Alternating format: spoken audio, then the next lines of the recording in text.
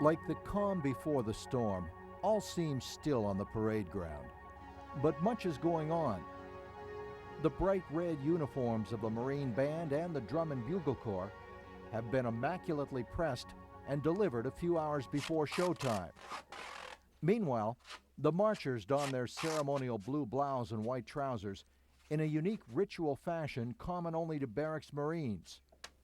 By wrapping heavy tape around their waist, they secure the t-shirt to the trousers.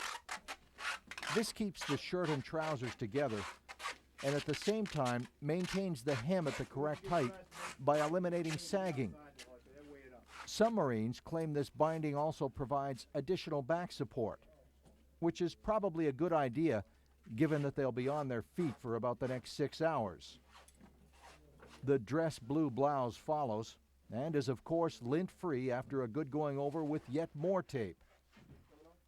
And finally, the white barracks hat known to Marines as their cover completes the ceremonial dress.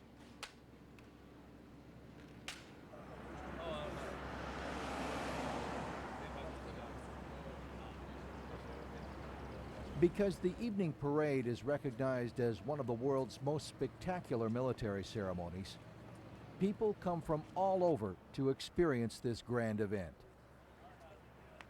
People who come to the parade any night at Marine Barracks, Washington, D.C.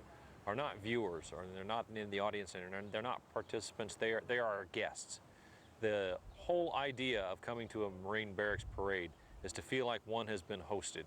The parties are met at the curbside by Marines who will take the lady on their arm and escort them into the immaculately groomed grounds here. They're met by another Marine who will make sure that they're properly seated. They'll be treated like the very important people that all our guests are. With the start of the parade drawing ever nearer, there's an obvious tension and excitement in the air. The barracks Marines call it the parade atmosphere. The silent drill platoon, along with the other ceremonial marchers, assemble behind the barracks in an area referred to as the bricks. One last time they go through their drill routine.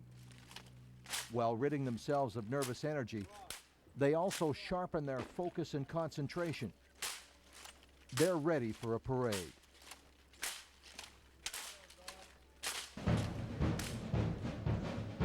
Finally, as visions of scarlet and white pass through the arched barracks corridors, one senses that the tone of the evening is about to change.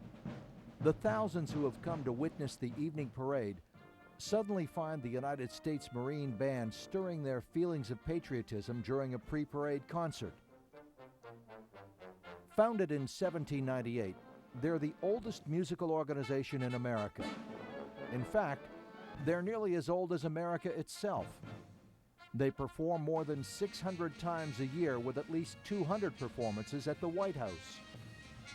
It's because of this traditional privilege that the band is referred to as the President's Own. The legendary maestro of the military march, John Philip Sousa, was once their director. And in his honor, each pre-parade concert ends with his Stars and Stripes Forever.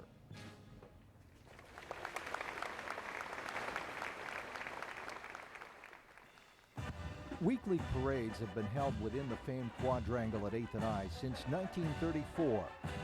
Initially called sunset parades because they were held in the late afternoon, they remained basically unchanged until 1947, when performances by the Drum and Bugle Corps and Silent Drill Platoon were added.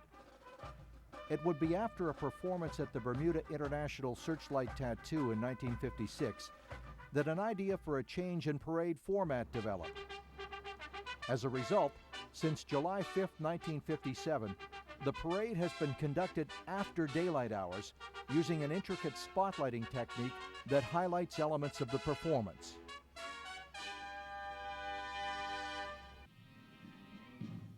The evening parade is a unique and patriotic tradition of the oldest post of the Corps that epitomizes both ceremonial grandeur and military efficiency. Those serving in harm's way and at posts throughout the world can rest assured knowing that their comrades at 8th and I are providing a positive reflection of all that is Marine. Through them, the public gets a first-hand look at more than 2 centuries of Corps loyalty, honor, and pride.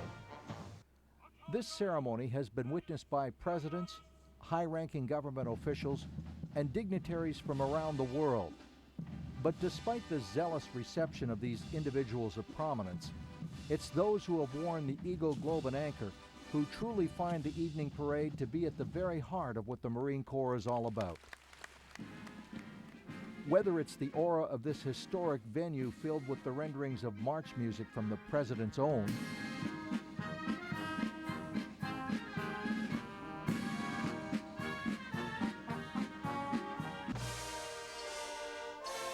or the more contemporary sounds of the Drum and Bugle Corps.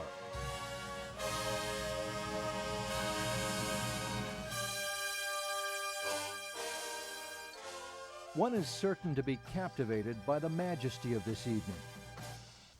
Yet perhaps the greatest exhilaration is heralded by the silence. Except for the rhythmic slap of the hand to the body or the rifle, it's that vision of 24 Marines working as a team, performing as one, that stirs the soul. When we see that, we instinctively know that we are in fact seeing the embodiment of the entire Marine Corps. At their performances around the country and abroad, the Silent Drill Platoon carries with them a message to America that their Marine Corps is strong and ready, and at the same time recounts a history of battles fought, bloodshed, and heroes made. General John A. Lejeune, the Corps' 13th Commandant, once proclaimed that the future success of the Marine Corps depends upon 2 factors: an efficient performance of all the duties to which its officers and men may be assigned, and then promptly bringing this efficiency to the attention of the government and the American people.